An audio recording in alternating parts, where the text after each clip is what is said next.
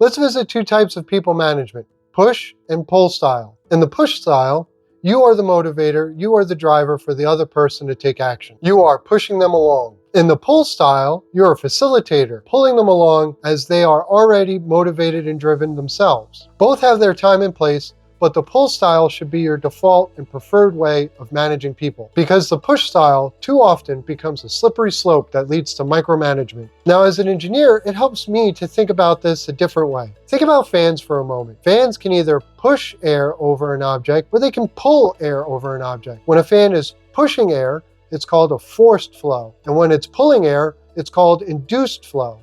Those two words, forced and induced, give me a better idea on the efforts I'm exerting. Think about their definitions. When you force someone to do something, it's through power or might. But when you induce someone to take action, you succeed by persuading or influencing them. Now, how do you tell the difference between forcing someone to do something and inducing them? Statements, force or push.